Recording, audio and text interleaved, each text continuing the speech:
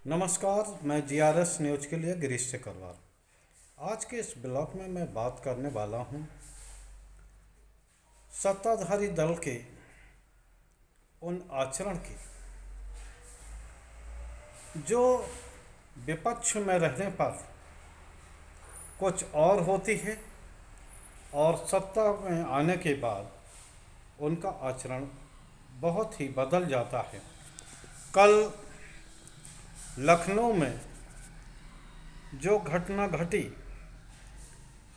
कल आप सभी लोग जानते हैं कि जयप्रकाश नारायण जी का कल जन्मदिन था। समाजवादी पार्टी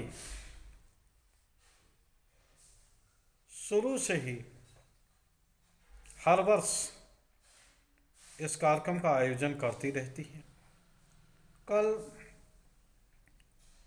जब समाजवादी पार्टी के मुखिया जयप्रकाश नारायण के मूर्ति पर माल्यार्पण करने के लिए जब आयोजन स्थल पर पहुंचे तो वहां का गेट बंद था और बाउंड्री से कवर करके रखा गया।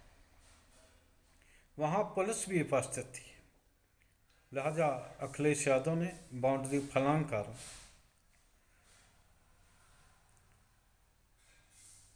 जयप्रकाश नारायण जी को माल्यार्पण का श्रद्धा सुमन अर्पित किए। निश्चित तौर पर ये जो कारण रहा और जिस तरह का आचरण माननीय राष्ट्रीय अध्यक्ष अखिलेश यादव जी का रहा, उसकी सराहना नहीं की जानी चाहिए। लेकिन जिस तरह से सत्ताधारी दल अगर विभिन्न मुद्दों पर इसी तरह विपक्षी दलों को टारगेट करता रहेगा तो आखिर विपक्षी दल क्या करेंगे। भारतीय जनता पार्टी जब विपक्ष में हुआ करती थी तब बिना परमिशन के तमाम तरह के काम करती थी। यहाँ तक कि प्रदर्शन में भी उन परमिशन नहीं लेते थे और लगातार 144 धारा का उल्लंघन किया करते थे। लेकिन अब जब वो सत्ता में है, उस समय किए गए प्रदर्शन को, विपक्ष के रहने के दौरान प्रदर्शन को भारतीय जनता पार्टी लोकतंत्र का मजबूत होना बताती थी। लेकिन आज जब वो सत्ता में है तो वो धरना प्रदर्शन के लिए आसानी से परमिशन नहीं देती।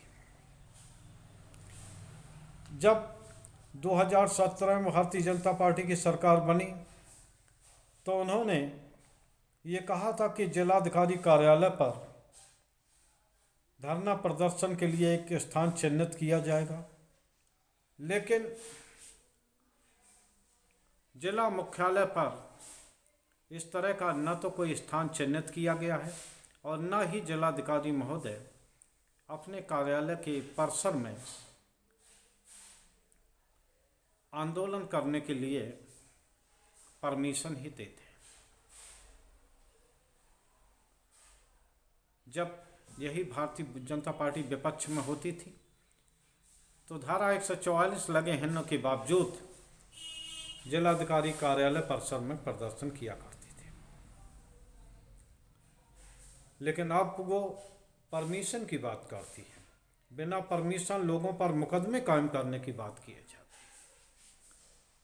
मेरा तो ये मानना है कि जब तक कोई कानून व्यवस्था की स्थिति निर्मित न हो, अगर शांतिपूर्ण ढंग से कोई प्रदर्शन या धरना हो रहा है तो उसके लिए कोई भी न तो मुकदमा लगाने की आवश्यकता है और न ही किसी तरह की परमिशन की कोई ज़रूरत है। अगर ज्ञापन के माध्यम से या अखबारों के माध्यम से कहीं पर कोई प्रदर्शन होने की सूचना मिलती है तो पुलिस बल का ये दायित्व होना चाहिए कि वो आयोजन स्थल पर अपनी व्यवस्था बना के रखे, ना कि उनको रोके। अगर शांतिपूर्ण ढंग से प्रदर्शन हो रहा है तो निश्चित तौर पर विपक्षी दलों को, क्योंकि सत्ता दल तो कभी आंदोलन करता नहीं, विपक्षी दल को प्रदर्शन करने का समय देना चाहिए और उनको सुविधा मुहैया कराई जानी चाहिए, ना कि उन पर मुकदमा कायम करना चाहिए। तमाम तरह के सत्ताधारी दल ऐसे कानून बना देते हैं जिन पर कि मजबूरी हो जाती है कि विपक्षी दल सड़क पर उतरकर संघर्ष करें, लेकिन सत्ताधारी दल विपक्ष की आवाज़ सुनने को तैयार नहीं। आपने देखा होगा सदन में बहुमत के बल पर विपक्ष की आवाज़ किस तरह दबाई जाती है, किस तरह म्यूट किया जाता है उनका माइक, और किस तरह से सदन को अपनी ताकत के बल पर अपने रहमो करम पर चलने के लिए विपक्षी दलों को बाध्य किया जाता है। ये सब आपने देखा होगा, चाहे वो केंद्र की सरकार हो या प्रदेश में योगी आदित्यनाथ जी की सरकार हो, किस तरह जरा जरा से चीज़ों पर, यहाँ तक कि पत्रकारों द्वारा सही कवरेज करने पर भी उनके खिलाफ संगीन धाराओं में मुकदमे कायम किए जाते हैं, जिससे कि आम जनता को सही बातों का पता न लगे। कल जो लखनऊ में हुआ और जो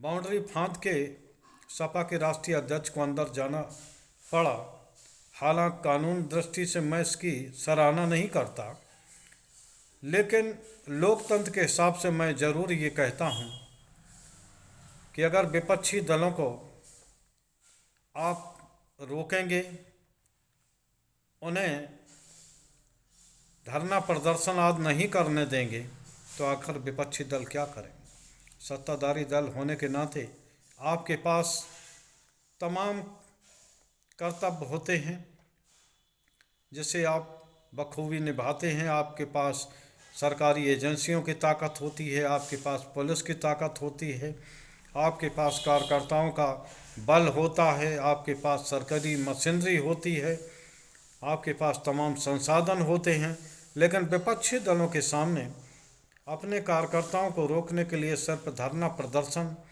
और सरकार की जन विरोधी नीतियों के लेकर सड़क पर उतरने के अलावा कोई रास्ता नहीं होता। अगर आप इसको ही बाध्य कर देंगे, अब आप इस पे ही रोक लगाएंगे, परमिशन के नाम पर विपक्षी दलों को परेशान किया जाएगा, तो आखिर विपक्षी दल क्या करेंगे। जिस तरह चुनाव में धनपशुओं की, यानी कि धनी लोगों की और अपराधियों की बाढ़ आती जा रही है, उससे निश्चित तौर पर आम कार्यकर्ताओं को कुछ भी पाने के लिए नहीं रखा है, न तो वो साधारण सा चुनाव लड़ सकता है, क्योंकि सभी दलों को एक जिताऊ उम्मीदवार चाहिए, किसी तरह जीतना चाहिए। अब कोई भी दल, चाहे वो सत्ता दल हो या विपक्ष में हो, उसके लिए जीत ही महत्वपूर्ण कारक बन गई है। उनके लिए न तो नीति रहा है, न कोई सिद्धांत रहा है। जब वो विपक्ष में होते हैं तब उनकी भाषा कुछ अलग होती है, तब वो दलित, पिछड़ों और किसान मजदूरों की बात करते हैं, लेकिन जैसे ही सत्ता में बैठते हैं तो वही दलित, पिछड़े, मजलूम किसान जब अपनी हकों के लिए धरना प्रदर्शन करना चाहते हैं तो उनके खिलाफ सबसे पहले तो उन्हें परमिशन नहीं मिलती। अगर वो प्रदर्शन कर रहे हैं तो उनके खिलाफ मुकदमा दर्ज करके इतना दबाया जाता है ताकि सत्ताधारी दल के खिलाफ कोई आवाज़ आम जनता में न जाए। जिस तरह आप लोगों ने देखा होगा कि केंद्र सरकार ने सीएजी अधिकारियों के जिन सीएजी अधिकारियों ने प्रधानमंत्री के ड्रीम प्रोजेक्ट भारतमाला व आयुष्मान भारत में भ्रष्टाचार का मामला ढूंढा, उन अधिकारियों का ही सरकार ने तबादला करा दिया। यानी सरकार न तो विपक्ष की भाषा सुनना चाहती है और न ही ऐसे अधिकारियों को पसंद करती है जो कि उनके कहे में न चलते हैं। आप बताइए, अगर मीडिया जनता के मुद्दों पर न बोल रहा हो, विपक्षी दलों को जनता के मुद्दे पर बोलने के लिए परमिशन प्रशासन न देता हो और प्रदर्शन करने पर अगर संगीन धाराओं में मुकदमे लगते हों, तो आखिर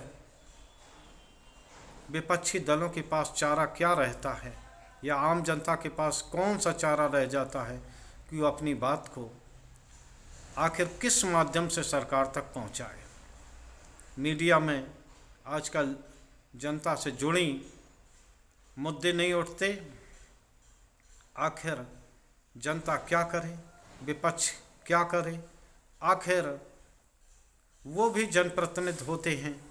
भले ही उनको बहुमत न मिलने के कारण उन्हें सत्ता से दूर रहना पड़े, लेकिन आखिर जनता के हितों की रक्षा आखिर विपक्ष भी करता है।